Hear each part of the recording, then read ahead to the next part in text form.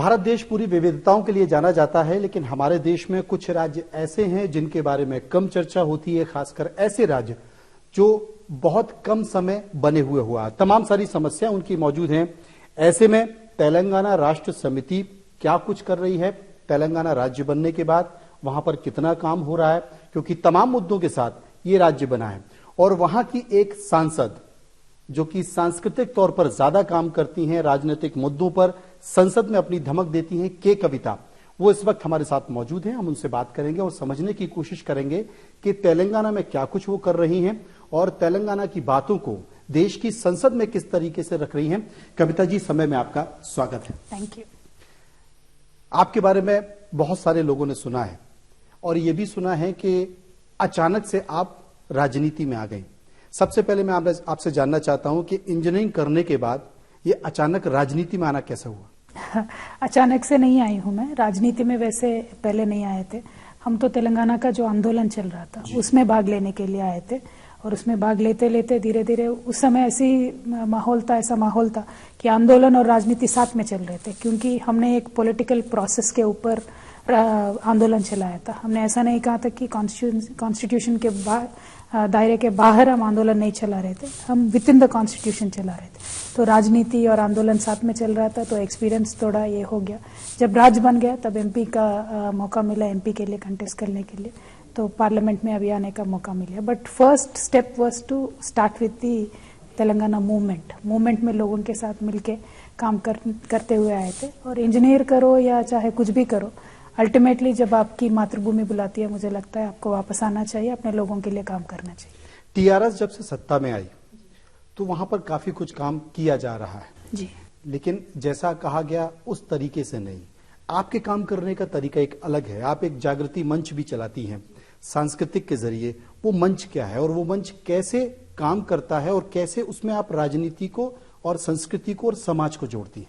देखिए, जागृति मंच हमने इसलिए बनाया था ताकि सांस्कृतिक तरीके पे, जैसे बाल गंगाधर तिलक जी ने इंडियन इंडिपेंडेंस मूवमेंट में किया था, गणेश उत्सव को लेके सारे लोगों को इकट्ठा किया, फिर जो बोलना था बोल रहे थे। तो हमने उनसे इंस्पिरेशन लेके हमने कहा तेलंगाना में एक स्पेशल फेस्टिवल है बतकम्मा करके। बतकम्मा के जरिए हमने हजारों महिलाओं को जोड़ा, फिर उनको हमने तेलंगाना की बात बताई। जब महिला एक घर में जो समझ जाती है किसी मुद्दे को, मुझे लगता है पूरा फैमिली को वो इन्फ्लुएंस कर सकती है। तो इसी मुद्दे पे काम करते करते 10 साल हमने महिलाओं को जोड़ा, महिलाओं को तेलंगाना के आंदोलन के साथ जोड़ने का हमने कोशिश किया है। काफी कामयाब भी उस कोशिश में हम रहे हैं। तो वो करते करते धीरे धीरे हम महिलाओं से जब बात करते थे तब उनको हमेशा राजनीति भी समझाते थे। आर्टिकल 3 के तहत ही हमारा राज्य अलग से बनना है, यानी वो आर्टिकल 3 अगर हमें एक्सरसाइज करना है तो पार्लियामेंट में, असेंबली में टीआरएस का पॉलिटिकल पावर बढ़ना है। तो धीरे धीरे वो कैंपेन पार्टी के लिए भी चल रहा था, आंदोलन के लिए भी चल रहा था, क्योंकि आंदोलन चलाने वाला पार्टी टीआरएस ही था। तो पॉलिटिकल मैंडेट के बिना तो तेलंगाना बन नहीं सकता था। तो जागृति के मंच के जरिए काम करते करते ये हमने सांस्कृतिक भी विकास तेलंगाना के लिए करने का कोशिश किया, पॉलिटिकल अवेयरनेस लाने का कोशिश किया, और तेलंगाना इश्यूज जो थे उनको आम आदमी को समझाने का भी हमने कोशिश किया है। तेलंगाना को बने हुए बहुत ज्यादा समय नहीं हुआ है, 2.5 साल का बेबी है, 2.5 साल का बच्चा है। एक नए राज्य को बनने में किस तरह की परेशानियां आती हैं, क्योंकि बहुत सारी उम्मीदें होती हैं, बहुत सारी मांगे होती हैं, और क्या केंद्र से आपको वो तमाम सारी चीजें, तमाम सारी सुविधाएं या तमाम पैसा जिसकी दरकार, जिसकी जरूरत है, वो मिल पा रही? जी देखिए, तेलंगाना में अभी जो अच्छा चीज ये हुआ है कि जो आंदोलन चलाने वाले नेता थे वो अभी चीफ मिनिस्टर के पद पे है। यानी आंदोलन के समय हम जो उस समय की सरकार से एक्सपेक्टेशन रख रहे थे, अभी हमें वो पूरा करना है। हमारा मेन डिमांड पानी के लिए था, नौकरी के लिए था, और जो तेलंगाना रीजन से जनरेट होने वाली रेवेन्यू यानी पैसा, वो हमारे ही प्रांत पे खर्च हो, ऐसा हमारा डिमांड था। तो तेलंगाना बनने के बाद ऑटोमेटिकली ये 3 डिमांड में हमारे पैसे तो हमारे पास ही रहेगा। जॉब्स क्रिएशन का था, हमने 1 लाख जॉब्स का वादा किया था। अभी ऑलमोस्ट तीसरी साल है हमारी सरकार की, 60,000 जॉब्स हमने, सरकारी नौकरी हमने तेलंगाना के युवाओं के लिए कायम कर दिया है। 60,000 that is one. And about पानी, जो इरिगेटेड वाटर होता है, सिंचाई के लिए जो पानी होती है, तो that was the main issue. और तेलंगाना सरकार आने के बाद, तेलंगाना राज्य अलग बनने के बाद आज तक हमने तकरीबन 40,000 करोड़ का इरिगेशन प्रोजेक्ट्स हमने बनाने के लिए पूरा प्रोसेस शुरू किया है। 2 सालों में काफी प्रोग्रेस भी हुआ है। यानी अभी हम कोर इश्यूज जो बहुत ही इंपॉर्टेंट मौलिक जो इश्यूज होते हैं उसको एड्रेस करने का कोशिश तेलंगाना में कर रहे हैं, क्योंकि as you rightly said it is a baby. अभी बेबी को क्या चाहिए, फाउंडेशन हमें अच्छा बनाना चाहिए, बुलंद एक फाउंडेशन बनाना चाहिए, वही कोशिश में हमारे सीएम साहब है। तेलंगाना के बारे में ये कहा जाता था कि तेलंगाना की जो सबसे बड़ी परेशानी है वो गरीबी है, वहां पे भूखमरी जैसी स्थिति है, वहां पर रोजगार नहीं। आपने बताया कि हमने इतने लोगों को रोजगार देने की कोशिश की है, और दूसरी जो सबसे बड़ी समस्या है कि वहां पर किसान बहुत आत्महत्या करते हैं, चाहे वो देश की संसद हो या देश का मीडिया हो या आंध्र प्रदेश या तेलंगाना हो, हमेशा ये मुद्दा चर्चाओं में रहा है। किसानों की आत्महत्या को रोकने के लिए वहां आप क्या कर रहे हैं, क्योंकि ये एक बड़ा गंभीर विषय है, अभी भी वहां पर हालात सुधरे नहीं है। जी देखिए, जैसे मैंने कहा है, तेलंगाना को जो 60 सालों में पिछड़ा बनाया गया है, हमारा राज्य पिछड़ा नहीं है क्योंकि सारी हमारे पास नेचुरल रिसोर्सेस है, लेकिन इसको पिछड़ा बनाया गया है क्योंकि जो पहले वाले सरकारें थी बिल्कुल ही तेलंगाना को नजरअंदाज करते थे जब डेवलपमेंट की बात आती हो। तो हमने क्या किया, ये जो 60 सालों के नेग्लेक्ट के वजह से हमारे फार्मर एक डेट के साइकिल में आ गए हैं, उनको ये डेट का साइकिल में आके सुसाइड करने लगे। तो हमने कहा इसके लिए एक परमानेंट सॉल्यूशन होना चाहिए। अब परमानेंट सॉल्यूशन कैसे हो सकता है, इसको 9 घंटे अच्छे से करंट मिले, उसको पानी सिंचाई के लिए ढंग से मिले, टाइम पे सीड्स मिले, टाइम पे यूरिया मिले, ये सारी चीजें जब हो सकती है और हर एक गांव में रोड अच्छा बन सकता है, क्योंकि जो उसका फसल होता है उसको वो मार्केट को ले जाना चाहिए। अब मार्केट जाएगा तो गोडाउन भी होना चाहिए, गोडाउन होगा तो ये प्रोग्रेस होगा। तो एक पूरा साइकिल है, ऐसा नहीं होता है कि फार्मर्स के इश्यू में कुछ हमने एक दे दिया तो इश्यू सॉल्व हो जाएगा। तो ये सारे 4-5 चीजें जो मैंने बताए और बहुत अनकही चीजों पे भी हमने फोकस किया है, कंसंट्रेट किया है। इसीलिए जो मैंने बजट आपको बताया था कि इरिगेशन प्रोजेक्ट के लिए हमने इतना बजट रखा है, यानी पूरा तेलंगाना को कवर करने के लिए ये बजट है। तो ये लॉन्ग टर्म सोल्यूशन हम ढूंढ रहे हैं। और एक बहुत ही इम्पोर्टेंट प्रोजेक्ट हमने लिया है जो इस पूरे देश में मिसाल बन गया, और बाद में उमा भारती जी ने भी कहा था कि इसको हमें बुंदेलखंड में लागू करना है। हमारे यहाँ एक यूनिक स्थिति है, हर एक गांव में 1 या 2 तालाब होते हैं, कई गांव में तो 3 तालाब भी होते हैं, और ये सारे तालाब इंटरकनेक्टेड होते हैं। तो तेलंगाना में पहले 90,000 तक के तालाब थे जो पूरे इंटरकनेक्टेड थे, यानी एक तालाब भरेगा तो पानी दूसरे तालाब में जाएगा, दूसरे तालाब में जाएगा। तो हमारे ज्योग्राफी के हिसाब से हमारे राजाओं ने ऐसे बना के रखा था पहले से। अभी की परिस्थिति क्या है, ये 60 साल के आंध्रा के राज्य में ये पूरे के पूरे तालाब बिगड़ गए, यानी उसका कभी भी रिजुविनेट नहीं किया गया था। तो हमारा तेलंगाना राज्य बनने के बाद हमने 46,000 ऐसे तालाबों को रिजुविनेट किया है। ये करने से क्या होगा, गांव में भारी इरिगेशन प्रोजेक्ट हो ना हो, ये तालाब से चल जाता है। तो ये तालाब जब तक कंप्लीटली रहेगा, पीने का पानी का प्रॉब्लम नहीं रहेगा, सिंचाई के पानी का गांव के जितने भी है प्रॉब्लम नहीं रहेगा। तो ये एक सेपरेट प्रोग्राम हमने किया। तो हमारे हिसाब से हमारे ज्योग्राफी को जो प्रोजेक्ट सूट करता है उसको हम टेलर मेड बना के चला रहे हैं। और एक हमने अच्छा प्रोजेक्ट लिया, वो भी काफी सारे स्टेट से आके गए थे। नीतीश जी भी शायद मैंने सुना है कि इलेक्शन में कहा था कि घर घर को पानी देने वाली एक स्कीम। ये मेरे पापा ने, जो अभी चीफ मिनिस्टर भी है, उनके कॉन्स्टिट्यूंसी में जब वो एमएलए थे 25 साल पहले उन्होंने इम्प्लीमेंट किया था। From a major irrigation source उन्होंने पाइपलाइन से हर एक घर को उनके कॉन्स्टिट्यूंसी में जोड़ा और घर घर में नल के जरिए पानी दे रहे। इसमें 2 चीज हो गया, एक तो हमारे लोगों का हेल्थ अच्छा रहेगा, दूसरा साफ पीने का पानी, it is a human right more than anything, घर घर में जाएगा। तो वाटर टेबल डिस्टर्बेंसेस या जो पर्यावरण के जो आजकल परिस्थिति होती है, कभी पानी आएगा नहीं आएगा, बारिश होगी नहीं होगी, इन सब से बेमतलब हमारे लोगों को पीने का साफ सुथरा पानी। इस बार कहा जा रहा है कि वहां बारिश बहुत अच्छी हुई है, पानी बहुत है और 2 साल तक पानी की जरूरत नहीं है, ये उम्मीद है। ये प्रकृति का वरदान एक तरह से। लेकिन गुजरात से भी पानी लाने की बात की जा रही है, गोदावरी से भी पानी लाने की बात की जा रही है, उसको लेवल पर कुछ?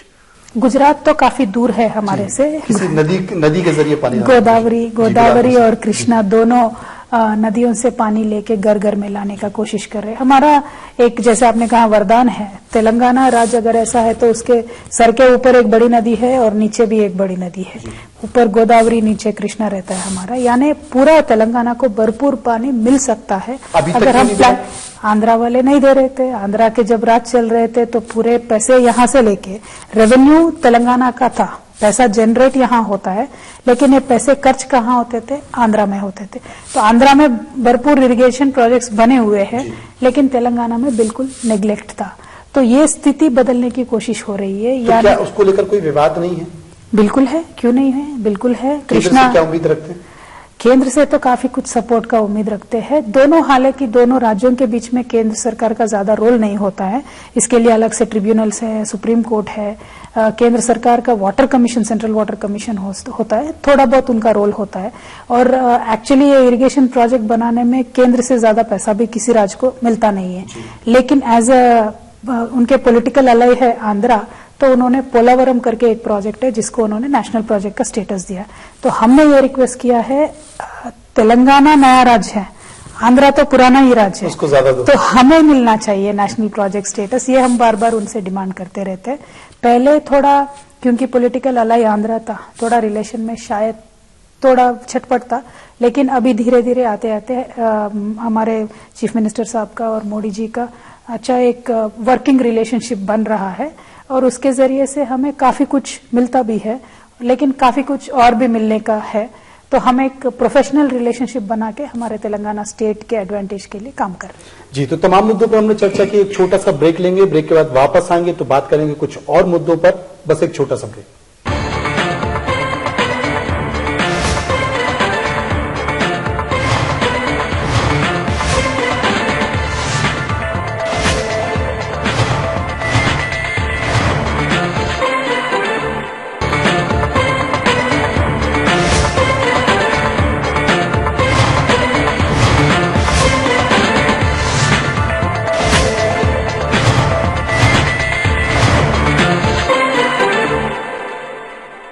ब्रेक के बाद आपका स्वागत है। के कविता तमाम मुद्दों पर चर्चा कर रही हैं। वो बताने की कोशिश कर रही हैं कि एक 2.5 साल का बेबी यानी कि तेलंगाना किस तरीके से उभर रहा है देश के नक्शे पर।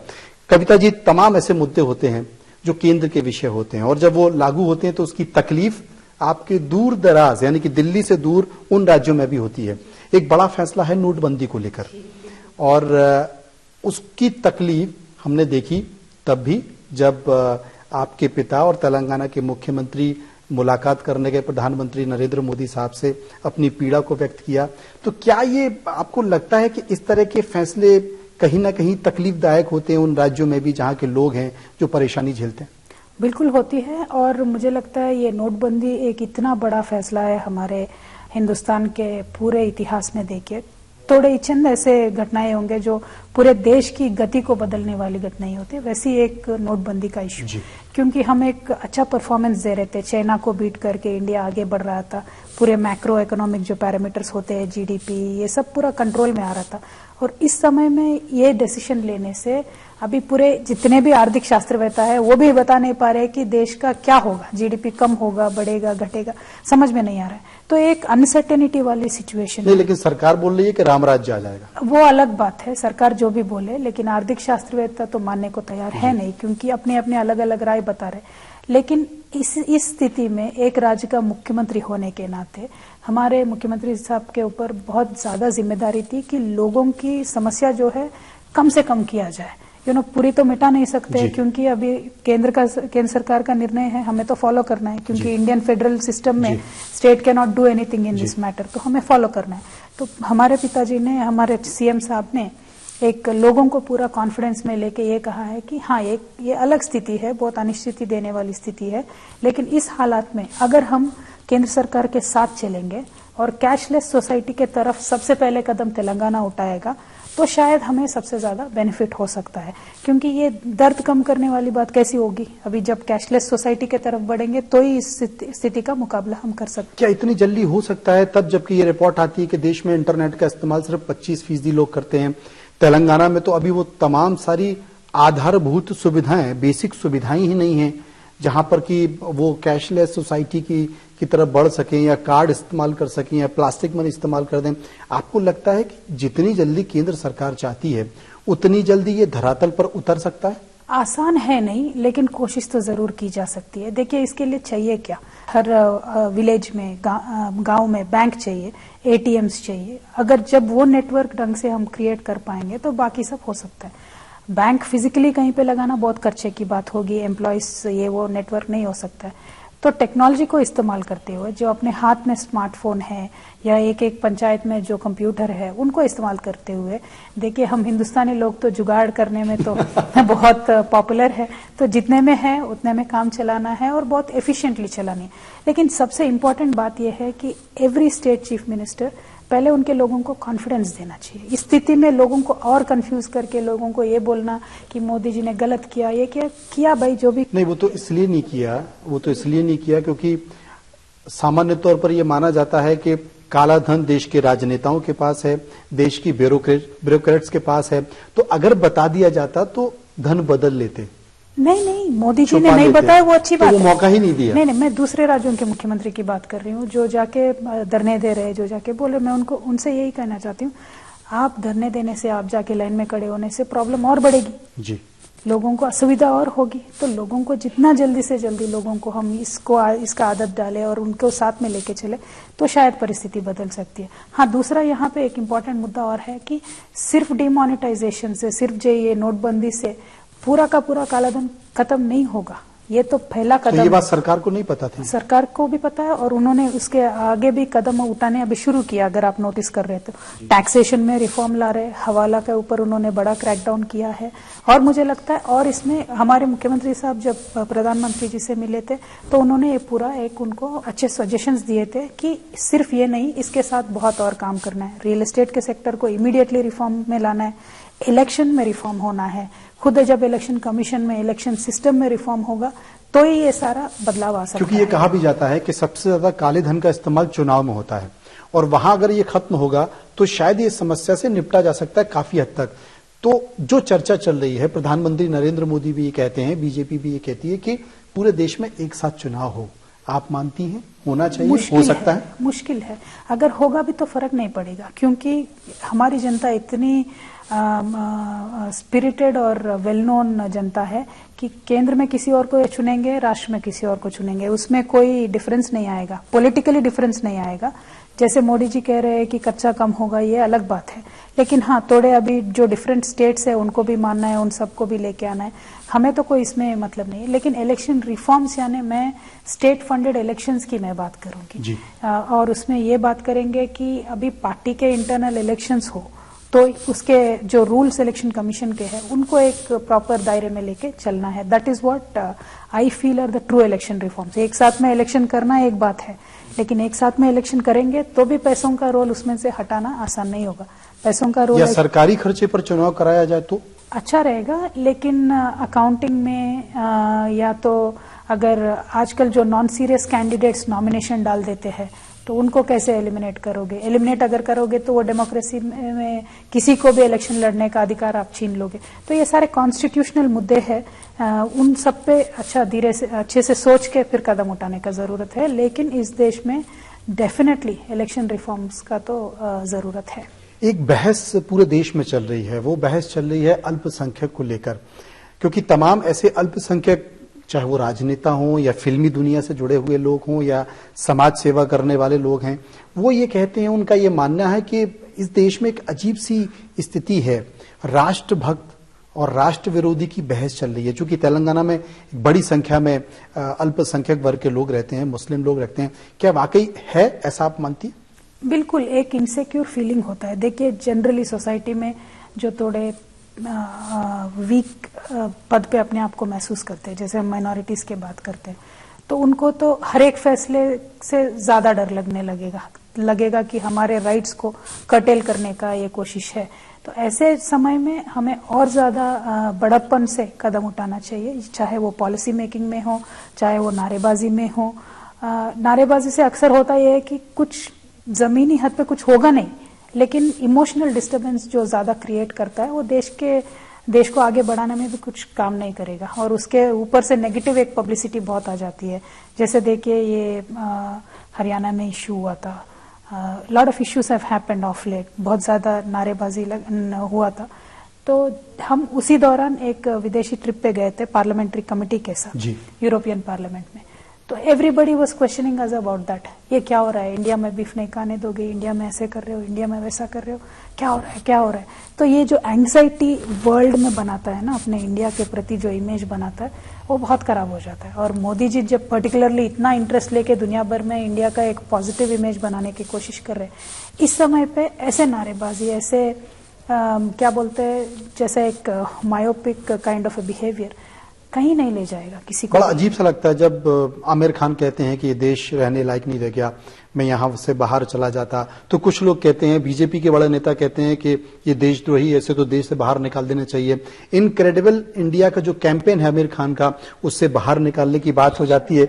तो ये क्या आपको मानते हैं ये एक चिंता का विषय है हमारे समाज के लिए, देश के विकास के लिए, और ये चीज नहीं होनी चाहिए? और अगर नहीं होनी चाहिए तो इसके लिए सरकार में बैठे लोग चुप क्यों रहते हैं, वो बोलते क्यों नहीं? देखिए, आज हिंदुस्तान में ऐसा माहौल है कि हम अगर आपके साथ नहीं है तो आपको विरुद्ध है, ऐसा नहीं होता है ना। अब आपके साथ नहीं है फिर भी हम एग्जिस्ट कर सकते हैं।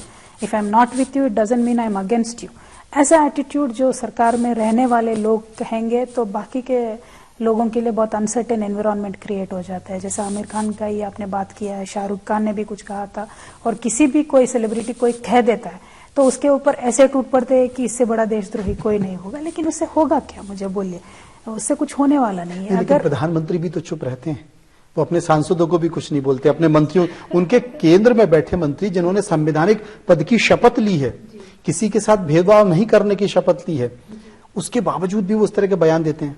जी, वो तो अभी उनकी पार्टी की अंदरूनी मामला है, और जो पार्टी में डिसिप्लिन की बात होती है वो उनकी मामला है, तो मैं ज्यादा कमेंट नहीं कर सकती। ये वोट बैंक की राजनीति लेकिन as a prime minister of this country वो अगर रिस्पॉन्ड करेंगे तो काफी अच्छा माहौल बना रहेगा इस देश में, इतना तो मैं कह सकती हूँ। करना चाहिए उनको, करे तो अच्छा रहेगा। अल्पसंख्यक को लेकर आपकी सरकार भी बहुत कुछ कर रही है, क्योंकि काफी लोग वहां पर रहते हैं। वो क्या योजनाएं हैं, वो कौन सी योजना है? क्योंकि कहा जाता है कि बहुत ज्यादा गरीबी इस वर्ग में है।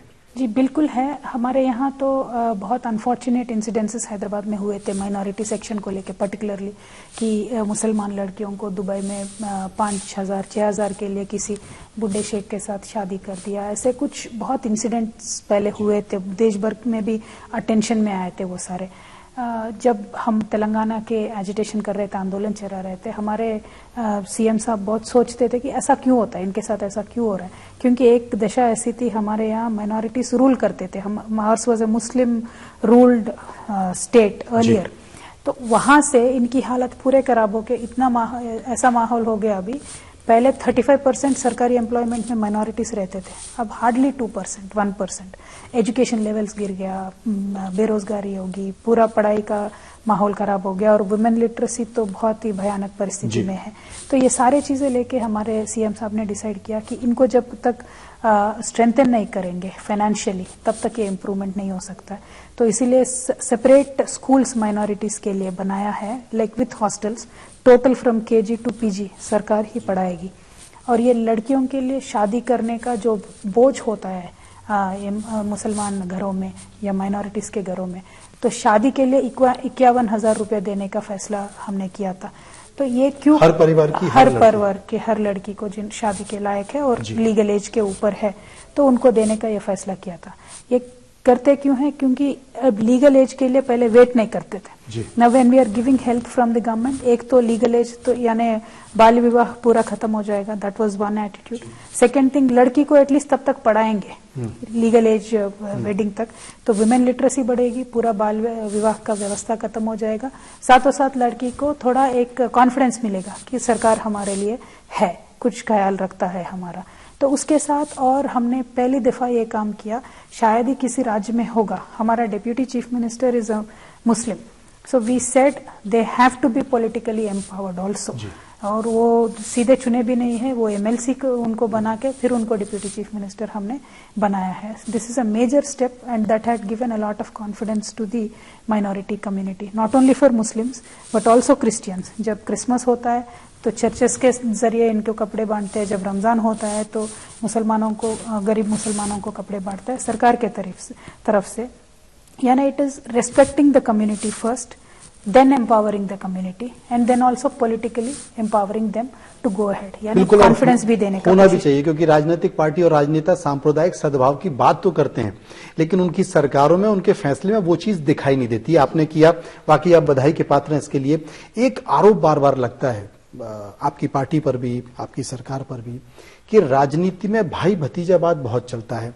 आपके पिता मुख्यमंत्री, आपके भाई, आपके दोनों भाई दोनों मंत्री, और आप केंद्र में, तो आपको नहीं लगता है कि आने वाले समय में इसको लेकर भी आरोप प्रत्यारोप होगा, या अगर एक ही परिवार के सारे लोग तमाम पदों पर बैठे होंगे तो दिक्कत दूसरे राज्यों के परिवारों से हमारा परिवार अलग है।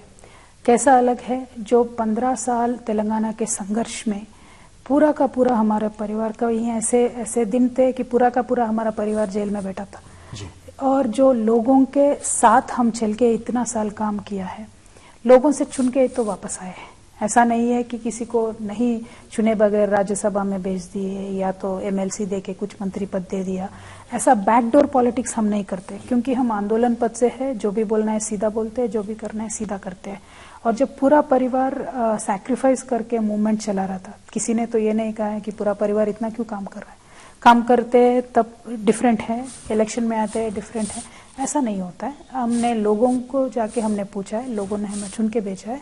अब कभी हम बैकडोर एंट्री लेते तो आप जो कह रहे हैं वो आरोप हम पे सीधा सीधा लगता है, लेकिन मुझे लगता है हमने लोगों ने हमें चुना है, और आगे जाके हमारा काम अच्छा नहीं होगा तो लोग नहीं चुनेंगे। तेलंगाना की जनता बहुत ही स्पिरिटेड जनता है, बहुत ही पॉलिटिकली अवेयर जनता है। जैसा हमने कहा था, मूवमेंट के जरिए हमने उनको पॉलिटिकल अवेयरनेस हमने खुद सिखाया है।